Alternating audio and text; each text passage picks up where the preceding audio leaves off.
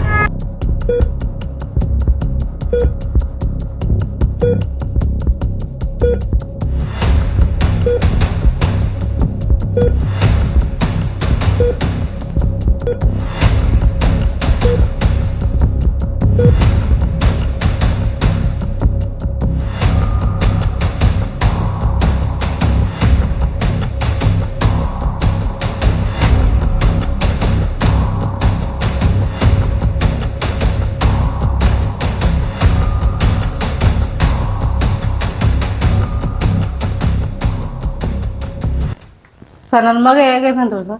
Operation ಎಲ್ಲ ಆಗಿದೆ ಅಮ್ಮ, ಎಲ್ಲ ಸಕ್ಸಸ್ ಆಗಿದೆ. ಏನ್ ತೊಂದ್ರೆ ಇಲ್ಲ. ತಲೆಗೆ ತುಂಬಾ ಪೆಟ್ಟು ಬಿದ್ದಿದೆ. ಆಪರೇಷನ್ ಎಲ್ಲ ಆಗಿದೆ. ನೋಡೋಣ ಹೇಗಾರ ಮಾಡಿ ನನ್ನ ಮಗನ ನನಗೆ ಬದುಕಿಸ್ಕೊಟ್ರು ಸರ್. ಇಲ್ಲಮ್ಮ, ದೇವ್ರ ಮೇಲೆ ಭಾರ ಹಾಕಿದ್ರು.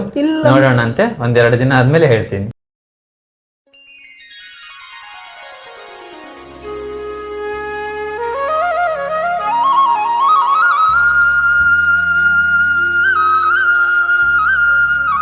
ಎಲ್ಲ ಕೆಲಸ ನಾನೇ ಮಾಡೋಕೆ ಹಾಳಾದವನು ಇವಾಗ ಏನ್ ಇಟ್ಕೊಂತಾನೆ ಏನ್ ಮಾಡ್ತಾನೋ ಅಸಲು ನೋಡಲ್ಲ.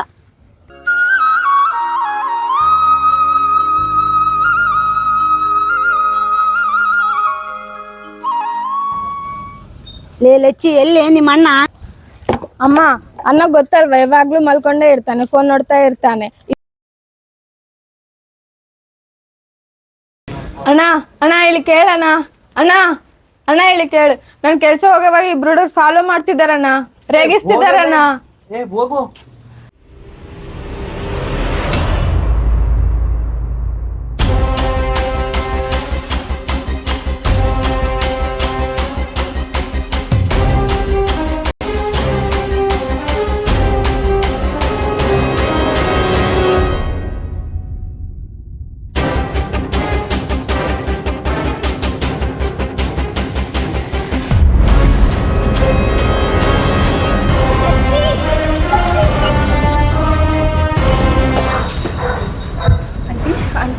ನಾನು ಲಚ್ಚಿ ಇವತ್ತು ಇದು ಹೋಗಿದ್ವಲ್ಲ ಆಂಟಿ ಕೆಲಸ ಮಾಡೋಕ್ಕೆ. ಅಲ್ಲಿ ಇಬ್ರು ಹುಡುಗರು ಬಂದು ಅಕ್ಕಿಗೆ ಎತ್ಕೊಂಡು ಹೋದಂಟಿ. ನಾನು ಎಷ್ಟು ಟ್ರೈ ಮಾಡೀನಿ ಕಾಪಾಡ್ಸಕ್ಕೆ ಆಗಿಲ್ಲ ಆಂಟಿ. ಅಕ್ಕಿ ಹೋದ್ಲಂಟಿ. ಹೌದಾ? ಲಚ್ಚಿ ಹೋದ್ಲಂಟಿ. ಯಾವಾಗ ಆಂಟಿ? ಆಂಟಿ ನಿಮಗೆ ಆಗ್ತಿದೆ ಆಂಟಿ? ಆಂಟಿ ಅಣ್ಣ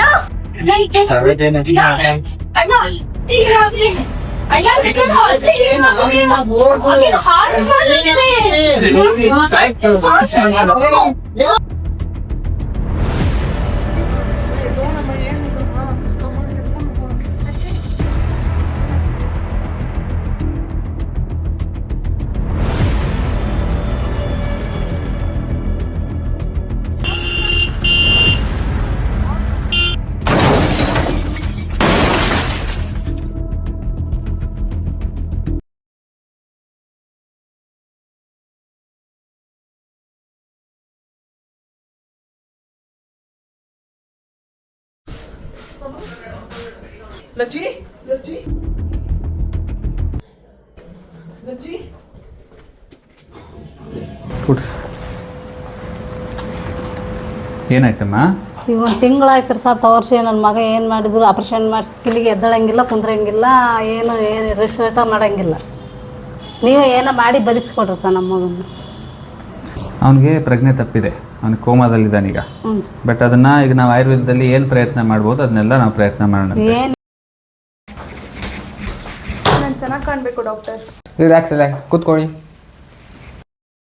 ನಂಗೆ ಕಾಲೇಜಿಗೆ ಹೋಗಕ್ಕೆ ಆಗ್ತಿಲ್ಲ ಡಾಕ್ಟರ್. ನೋಡಿ ಇದೆಲ್ಲ ಹೇಗಾಗಿದೆ, ಇದರಿಂದ ನಂಗೆ ತುಂಬಾ ಕಮೆಂಟ್ ಮಾಡ್ತಿದ್ದಾರೆ ಕಾಲೇಜಲ್ಲಿ. ನಂಗೆ ಏನ್ ಮಾಡ್ಬೇಕಂತ ಗೊತ್ತಾಗ್ತಿಲ್ಲ ಡಾಕ್ಟರ್. ತುಂಬಾ ರೇಗಿಸ್ತಾರೆ. ನಂಗೆ ಹೊರಗಡೆ ಕಾನ್ಫಿಡೆನ್ಸ್ ಇಂದ ಹೋಗಕ್ ಆಗ್ತಿಲ್ಲ ಈ ಫೇಸ್ ಹಿಡ್ಕೊಂಡು. ನಂಗೆ ಏನಾದ್ರು ಸೊಲ್ಯೂಷನ್ ಕೊಡಿ ಡಾಕ್ಟರ್. I understand. ನೀವು ಚೆನ್ನಾಗಿ ಕಾಣ್ತೀರಾ, ಟ್ರೀಟ್ಮೆಂಟ್ಸ್ ಕೊಡ್ತೀನಿ. ಸೈಡ್ ಎಫೆಕ್ಟ್ಸ್ ಅಂದರೆ ನಾನು ರೆಸ್ಪಾನ್ಸಿಬಿಲಿಟಿ ಅಲ್ಲ. ನೀವೇನಾದ್ರೂ ಕೊಡಿ ಡಾಕ್ಟರ್, ಏನಾದ್ರೂ ಮಾಡಿ. ನಾನು ಚೆನ್ನಾಗಿ ಕಾಣ್ಬೇಕಷ್ಟೇ. ನಾನು ಎಲ್ಲರ ಜೊತೆ ಖುಷಿಯಾಗಿರ್ಬೇಕು. ನಂಗೆ ಎಲ್ಲರೂ ಇಷ್ಟಪಡಬೇಕು doctor. Okay, we will start treatment. Nurse, इनके लिए मैं मेडिसिन लिख के दे रहा हूँ, आप इनको दे दो.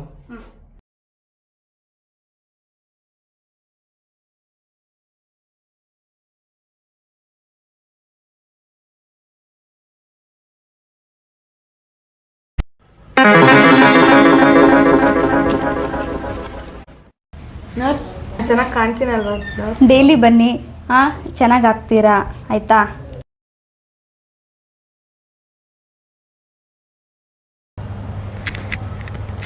ಈಗ ನೋಡ್ರಿ ಎಷ್ಟು ಚೆನ್ನಾಗಿ ಕಾಣಿಸ್ತಿದ್ದೀರಾ ನೀವು. ತುಂಬಾ ಚೆನ್ನಾಗಿ ಕಾಣಿಸ್ತಿದ್ದೀರಾ. Thank you nurse. ಸರ್, ನಾನು ಜನರನ್ನ ಮೆಚ್ಚೋಕ್ಕೋಸ್ಕರ, ನಾನು ಚೆನ್ನಾಗಿ ಕಾಣಬೇಕು ಅನ್ನೋದಕ್ಕೋಸ್ಕರ ನಾನು ಮಾರ್ಕೆಟಲ್ಲಿರೋ ಎಲ್ಲ ಪ್ರಾಡಕ್ಟ್ಸ್ ಯೂಸ್ ಮಾಡಿದೆ. ಆ ಡಾಕ್ಟರ್ ಈ ಡಾಕ್ಟರ್ ಅಂತ ನೋಡಿದೆ. ಅವ್ರು ಹೇಳೋ ಎಲ್ಲ ಪ್ರಾಡಕ್ಟ್ಸ್ ಎಲ್ಲದೂ ಯೂಸ್ ಮಾಡಿದ್ದೀನಿ ಸರ್. ಅಂದರೂ ನಂಗೆ ಈ ಥರ ಆಗೋಗಿದೆ, ಈ ಥರ ಸೈಡ್ ಎಫೆಕ್ಟ್ಸ್ ಆಗಿದೆ. ತುಂಬ ಕೆಮಿಕಲ್ಸ್ ಯೂಸ್ ಮಾಡಿದ್ದೀನಿ. ಇವಾಗ ಏನು ಮಾಡಬೇಕಂತ ನಂಗೆ ಗೊತ್ತಾಗ್ತಿಲ್ಲ ಸರ್. ಚೆನ್ನಾಗಿ ಕಾಣಿಸ್ಬೇಕು ಅನ್ನೋದು ತಪ್ಪಲ್ಲಮ್ಮ, ನಾವು ಸುಂದರವಾಗಿರ್ಬೇಕು ಅನ್ನೋದು ತಪ್ಪಲ್ಲ.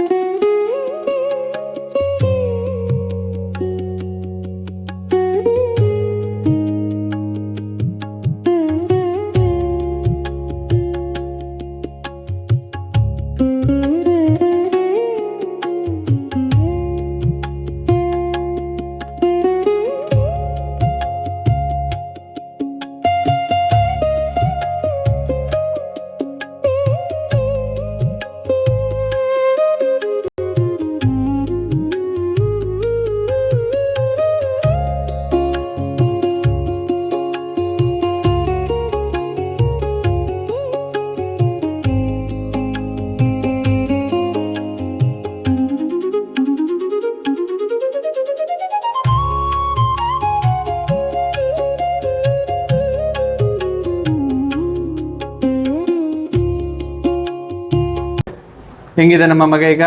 ಈಗ ಆರಾಮಾಗ್ಯಾನ ಸರ್ ನಿಮ್ಮಿಂದ. ಮತ್ತೆ ಮುಂದೆ ಈ ಥರ ಮಾಡಬಾರ್ದು ಅನ್ನೋಕೆ ಮತ್ತೆ ನಾವು ಏನು ಮಾಡಕ್ ಸರ್? ಡ್ರಗ್ಸ್ ಅಭ್ಯಾಸ ಆಗಬಾರ್ದು ಅಂತ ಮಾಡಲ್ಲ ಅಂಬದು ಏನು ಗ್ಯಾರಂಟಿ ಸರ್? ಈಗ ಔಷಧಿ ಆಯುರ್ವೇದ ಔಷಧಿ ಎಲ್ಲ ಕೊಟ್ಮೇಲೆ ಈಗ ಮಗ ಬಹಳ ಸುಧಾರಿಸಿದ್ದಾನೆ. ಈಗ ಆಯುರ್ವೇದ ಔಷಧಿಲೇ ಇನ್ನೊಂದು ಹಂತದ ಚಿಕಿತ್ಸೆ ಇರುತ್ತೆ.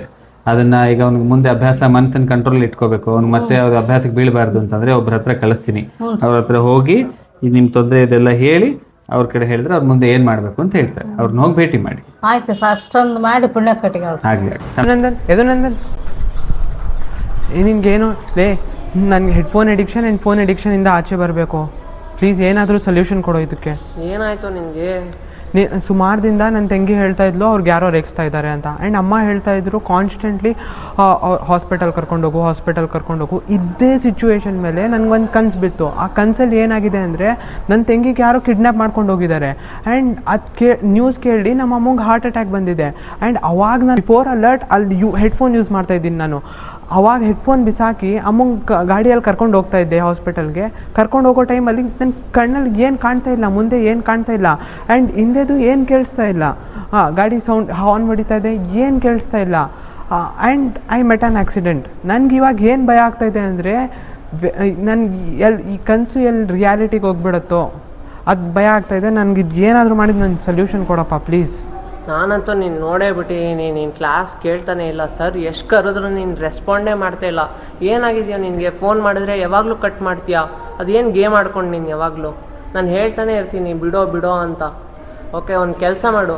ನನ್ನ ಫ್ಯಾಮ್ಲಿನಲ್ಲೂ ಈ ಥರ ಒಬ್ಬರು ಸಫರ್ ಆಗ್ತಾಯಿದ್ರು. ಒಬ್ರ ಹತ್ರ ಹೋಗಿದ್ವಿ, ಅವ್ರು ನಿಜವಾಗ್ಲೂ ಆ ಹ್ಯಾಬಿಟ್ನ ಕ್ಯೂರೇ ಮಾಡಿಬಿಟ್ಟಿದ್ದಾರೆ. ಈಗ ಕಂಪ್ಲೀಟ್ಲಿ ಕ್ಯೂರ್ ಆಗಿದ್ದಾರೆ. ತಲೆ ಕೆಡ್ಸ್ಕೊಂಬೇಡ, ನಾನು ನಿನ್ನ ಅಲ್ಲಿ ಪರಿಚಯ ಮಾಡಿಸ್ತೀನಿ. ನಿಜ ಕ್ಯೂರ್ ಆಗ್ತೀಯ ನೀನು. ಥ್ಯಾಂಕ್ಸು. ಆದರೂ ಸರ್ ನನಗೆ ಮನಸ್ಸಲ್ಲಿ ಒಂಥರ ಇನ್ಫಿಯಾರಿಟಿ ಫೀಲ್ ಇದೆ. ನನಗೆ ಹೊರಗಡೆ ಕಾನ್ಫಿಡೆನ್ಸ್ ಇದೆ, ಓಡಾಡೋಕ್ಕಾಗ್ತಿಲ್ಲ. ಸೊ ಇದಕ್ಕೇನಾದರೂ ಮಾಡಿ ಸರ್.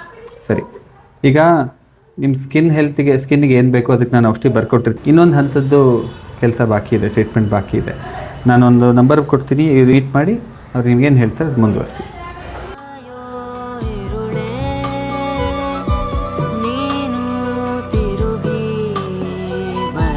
ಸಾಹಿತ್ಯ ಬರೆದಾದ ಕಾವ್ಯದ ನಡುವೆ ಬರೆಯದ ಸಾಲು ಒಂದು, ನವಿರಾದ ಗಾಳಿಯ ನಡುವೆ ನಿನ್ನಯ ಮಾಯಗಂಡು.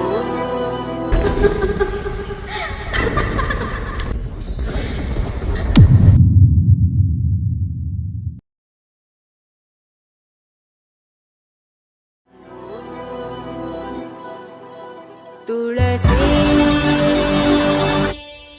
ಕೋಮಲವೇಣಿ ನೀಲವರ್ಣನಾರಾಣಿ